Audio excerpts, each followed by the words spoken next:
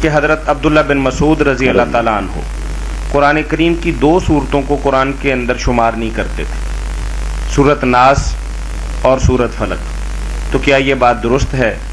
اور اگر ایسا ہے تو وضاحت فرما دیجیے.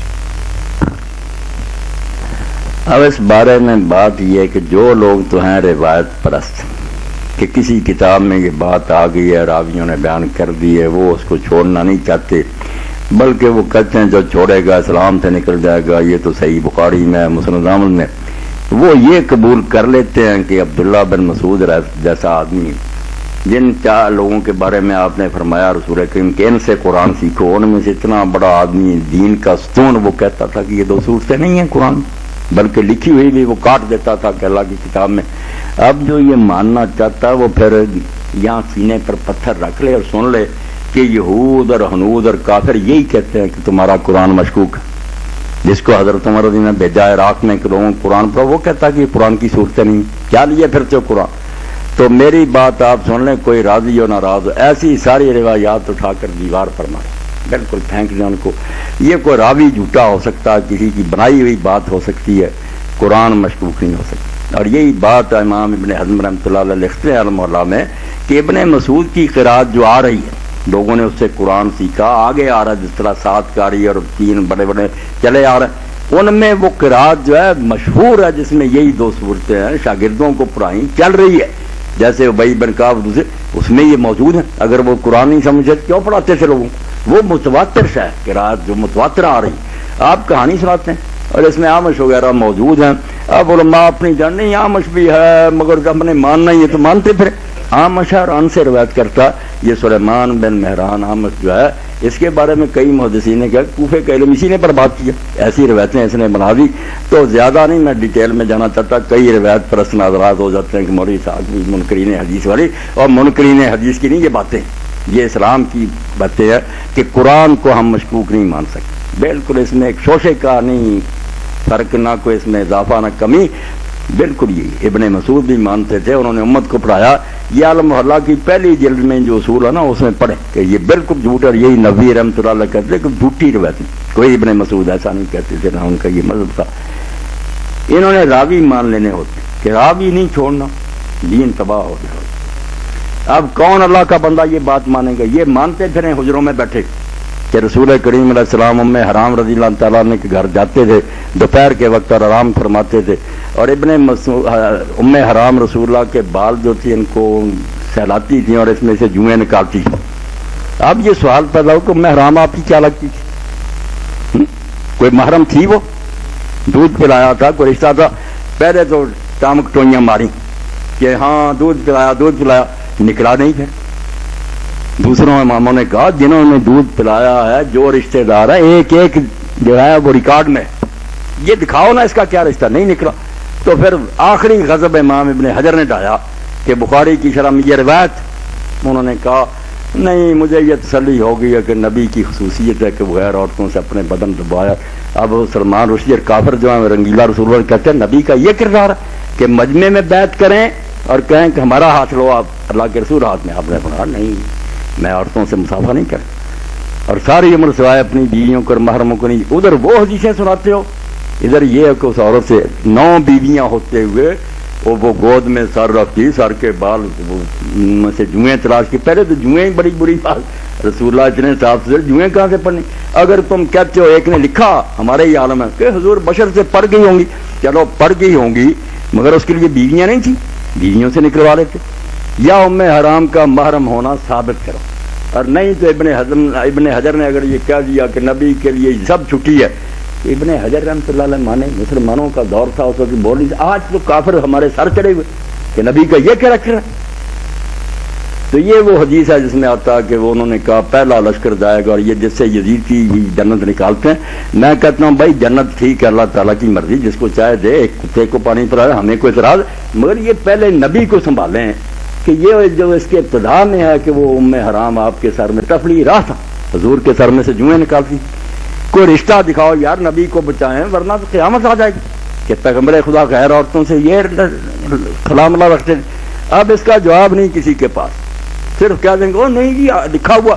تو جس کا جی چاہے پائی ان روایتوں کو مانے، میں صاف کہتا ہوں کہ جو روایت قرآن کو مجروح کرے، جس سے رسول اللہ پر حرف آئے، یا تو اس کی کوئی معقول توضیح کر دو، ٹھیک ہے، اگر نکل آئے گی ہم جلدی نہیں کریں گے رد کرنے کے لیے، اگر کوئی نکل آئے گی بات تو سر مارتی، اگر نہ بات بنتی نظر آئی نا، تو جیسے امام راضی سے لوگوں نے پوچھا، یہی وہ روایت جو کہ ابراہیم علیہ السلام نے 3 جھوٹ بولے، اگر جھوٹ ہی مانا کرنا ہے، ان سے کسی نے کہا تو انہوں نے کہا بجائے اس کے کہ میں مانوں کہ ابراہیم علیہ السلام نے جھوٹ بولا، میں کہوں گا بخاری کے کسی راوی نے جھوٹ بولا، یہ غلط کہہ رہا ہے ابراہیم علیہ السلام کے بارے میں۔ راوی جو جھوٹا ہو جائے گا قیامت نہیں آئے گی، نبی جھوٹا ہو گیا دین ٹاتا رہے، یہ ایمان ہے میرا۔ میں روایتوں کو چھوڑتا نہیں، 999 کو مانتا ہوں، مگر اگر کوئی ایسی آ جاتی نا جس کا پڑھتا ہوں کہ علماء تھک گئے، بات بنی کوئی نہیں، ویسے ہی ٹامک ٹوئیاں مار رہا ہے، دشمن سر پر چڑے ہوا، تو ایسی روایتوں سے صاف اعلان برات کرتے، ہم اس کو نہیں مان سکتے۔ جب قرآن کہتا ہے، امت جانتی ہے، کافر مانتے کہ حضور کا کریکٹر بے داغ تھا، ہم کیوں ایسی فضول روایت کو مانیں جس سے دین ہی تباہ ہوتا؟ تو یہ قرآن کے بارے میں ابن حزم اور امام نووی کا موقف بالکل صافت سے ہے کہ جہاں جہاں لکھا نا کہ ابن مسعود ایسا کرتے تھے، سب غلط ہے، جھوٹ ہے، کوئی ان کا مسلک نہیں تھا۔ مولانا مرزا اپنا غلام احمد پرویز بھی یہی بات کہتا ہے، جس کو ہم منکر حدیث کہتے ہیں، در حقیقت وہ حدیث کا منکر نہیں ہے، بے شمار حدیثیں اس کی کتابوں کے اندر درج ہیں، صرف وہ اس حدیث کا انکار کرتا ہے جیسا کہ آپ نے فرمایا کہ جو قرآن اور نبی کریم صلی اللہ علیہ وسلم کی ذات گرامی کے خلاف ہے۔ یہ طاہر صاحب آپ کی غلط فہمی، اگر وہ ایسا کرتا تو کوئی بڑی بات نہیں، یہ تو جب سے امت چلی ہے نا اسی وقت سے علماء لکھتے ہیں۔ آپ کوئی اصول حدیث کی کتاب پڑھیں جہاں لکھا ہوتا ہے نا کہ موضوع اور جھوٹی حدیثوں کی نشانیاں، وہاں یہ بھی ہوتا ہے کہ سند بھی دیکھنے کی ضرورت نہیں، اگر وہ حدیث مشاہدے کے خلاف ہے کہ نظر کچھ آ رہا، حدیث کہہ رہی ایسی، وہ بھی غلط، امت کے اجماع کے خلاف، قرآن کے خلاف، یہ اصول پہلے ہی طے ہیں، اس کے خلاف نہیں۔ مگر مصیبت یہ ہے کہ وہ سنت کو بحیثیت سنت نہیں مانتا۔ یہ اصل اختلاف جو ہے نا، وہ کہتا ہے اگر رسول اللہ بھی اس دور میں ہونا اور سامنے بات کہیں تو اس کی کوئی حیثیت نہیں۔ حضور صلی اللہ علیہ وسلم اس وقت اولو الامر تھے، نبی ہونے کی حیثیت صرف قرآن دیا، دین میں حجت وہ ہے، نبی نے جو اس وقت احکام دیے نا وہ اس وقت حاکم ہونے کی حیثیت دی ہے۔ اس لیے جب فوت ہو گئے، ابو بکر آ گئے، ان کی مرضی، جو چاہیں حکم رکھیں۔ سنت کوئی غیر متبدل اور دائمی شے نہیں ہے، زمانے کے ساتھ بدلنے والی چیزیں ہیں، حاکم بدلتے ہیں۔ اس لیے اس دور کے لوگ بھی جو نا حکمران جنہیں وہ کہتا مرکز ملت، وہ شورا میں بیٹھ کر فیصلہ کرے گا کہ یہ کتابوں میں جو ہے کہ حضور نے ایسا کیا، اگر مناسب ہے تو رہنے دے پچھلے قانون کو، اگر وہ سمجھتا نہیں اس دور میں ٹھیک، ختم کرے۔ سنت جو ہے کوئی دائمی چیز نہیں، یہ بنیادی موقف ہے۔ اور یہ جو ہے نا کہ حدیثیں پیش کرتا ہے، یہ ایسے ہی انہوں نے جیسے غلام جیلانی نے کہا کہ ہم حدیثوں کو مانتے ہیں، تو ایسے ہی جیسے کسی سکھ کی بات مان لیتے، صاف لکھا دو اسلام میں کہ ہم انہیں یہ نہیں سمجھتے کہ یہ نبی نے کہا، ایک اچھی بات کسی ہندو نے کہی سکھ اس لیے مانتے۔ اس لیے طاہر صاحب یہ بالکل غلط بات ہے کہ وہ سنت کو ایک دینی ماخذ مان کر پھر یہ چھانٹی کرتا ہے، یہ کوئی بات نہیں، پچھلے علماء بھی کرتے ہیں، کئی صحیح روایتوں کو انہوں نے رد کر دیا۔ اور ایک روایت جو مشہور تھی کہ جس نے عشق کیا مگر پھر بھی پاک دامن رہا، وہ شہید مرا، اس پر امام ابن قیم لکھے ہے تو یہ موضوع، مگر وہ کہتے ہیں اس کی سند اگر سورج کی طرح بھی ہوتی نا، ہم اس کو بالکل دیوار کے ساتھ مار دیتے۔ نبی عشق کے الفاظ نہیں بولتا، نہ اس نے ساری زندگی، یہ ہے درایت کہ بات دیکھو نبی کی زبان سے نکل، اس کا کوئی منکر نہیں، مگر سرے سے ہم کہہ دیں کہ سنت شاہی کوئی نہ، اس کی تحقیق کی ضرورت، کو اچھی باتیں نظر آتی ہیں تو لے لو، ورنہ ایسے ہی جیسے کسی ہندو سکھ نے کوئی بات کہی، توبہ توبہ، یہ میری بات ان سے نہیں ملتی، میں ان سے بالکل بیزار ہوں۔ سنت رسول تو ایک ایسا سرمایہ کہ اگر اس کو ہم ختم کر دیں لنک ہی ٹوٹ جائے گا، پھر ہمیں کیا پتا نبی نے کیا کیا، اس کے ساتھیوں نے دین کس طرح آیا۔ یہ بالکل بہت بڑی ہماری دولت ہے، خزانہ، اس کی حفاظت کریں گے، اور روایت اگر چھوڑیں گے تو جب بے بسی ہو جائے گی نا کوئی حل نہیں ہوتا، پھر ہم ضروری کہیں گے کہ یار کسی راوی کو غلط فہمی ہو گئی یا وہ نہیں صحیح سمجھ سکا۔ حضور پاک کی یہ بات نہیں ہے، یہ تو شاذ و نادر کبھی ہوگا۔ میں کہتا ہوں ساری عمر انہوں نے زور لگایا، سنت کی دشمنی ان کے اندر گھس گئی، مگر مقام حدیث لکھی ہر شخص پڑھ سکتا، اس میں اصل بیراج پوری کی بھی مضمون ہے، پرویز کا استاد تھا، آپ دیکھ رہے ہیں، یعقوب صاحب بھی دیکھیں، رفیق صاحب، 15-20 روایتیں انہوں نے نکالی، لاکھوں کے مجموعے میں، یہ نہیں ہضم ہوتی، حضور یہ کرتے تھے بھائی، بالفرض اگر ان کا حل کوئی نہیں، حالانکہ حل ہے، وہ کچھ بھی ایسی باتیں نہیں کہ ان کا حل نہیں، صرف یہ سمجھنا نہیں چاہتے۔ مثلا یہ بہت یہ حضرات پیش کرتے ہیں کہ رسول کریم علیہ السلام روزے کی حالت میں اور حیض کی حالت میں اپنی بیویوں سے مباشرت کرتے، یہ پہلا حملہ ہے۔ کہتے ہیں دیکھو قرآن کہتا قریب نہ جاؤ، یہ سنت کہہ رہی ہے، امام بخاری لکھ رہے ہیں، دوسرے آپ مباشرت کر. اگر کوئی آدمی ان پڑھ ہوگا اور پنجابی اردو والی مباشرت سمجھے گا، وہ تو کہے گا توبہ توبہ. اور جو عربی جانتا وہ جانتا ہے کہ وہاں یہ معنی نہیں ہوتا، وہاں معنی جسم کا جسم سے لگنا. بے شک ایک جگہ اکٹھے بیٹھ گئے، بوسہ لے لیا، ہاتھ چھوٹ گیا، یہ سب مباشرت ہے، بشرا سے نکلا. جماع کے معنی نہیں ہر وقت آتا. تو سمجھایا تو امام بخاری نے یہ اوپر آیت بھی ہے قرآن کی کہ ان دنوں میں عورت کے قریب نہ. اگر چوری کرنی ہوتی تو ایسا دلیر چور تھا کہ وہ ہاتھ پر چراغ رکھ کر آتا، وہ آیت کو چھپا دیتا.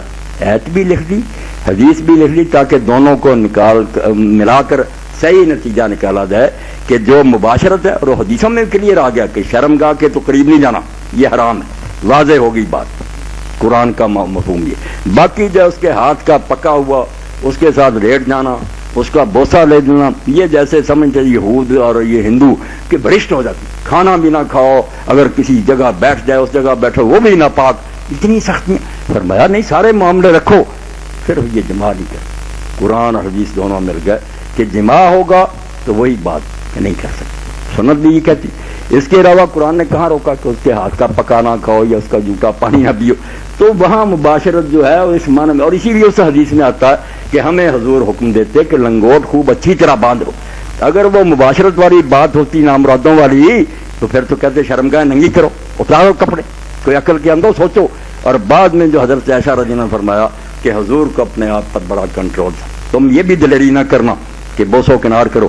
بھائی کنٹرول کیا رہ گیا؟ اگر آپ والی بات ٹھیک ہے کہ انہوں نے کہا مباشرت جماع، تو لوگوں نے بھی جماع ہی کرنا. آخری اسٹیج یہی ہے.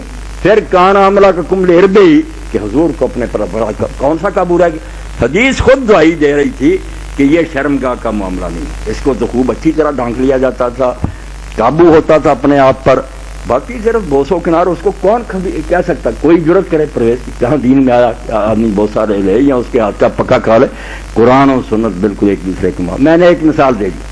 آپ وہ کتاب مقام حدیث نکال لیں، آپ میں سے کئی لوگ سنتے پڑھتے ہیں شاید ہی پرویز کی. میں چیلنج کرتا ہوں آپ وہ لے لیں جو انہوں نے ساری عمر کی دشمنی سے نکالی ہے، ان میں سے اکثر تو آپ کی سمجھ میں آ جائیں گے. نمونے کے طور میں ایک کا حل کیا، سب ٹھیک ہے اپنی جگہ، ان کے اپنے ذہن ٹیڑھے ہیں. اور اگر کوئی ایک آدھ بات ایسی رہ گئی جو حل نہ ہوئی تو میں نے کہا سب خود علماء مانتے ہیں کہ اگر وہ قرآن کے خلاف ہوگی نبی رد کر دیں گے، مگر کوئی لائے تو صحیح نا. یہ تو نہیں کہ دشمنی میں خواہ کہتے رہے. اس کے ساتھ وہ سرے سے سنت کو دین میں کوئی حجت نہیں مانتا. یہ تاریخ کے طور پہ کوئی اچھے واقعات نظر آتے ہیں لے لیتا. جزاکم اللہ خیر. اس کے ساتھ ہی آپ اپنے شیخ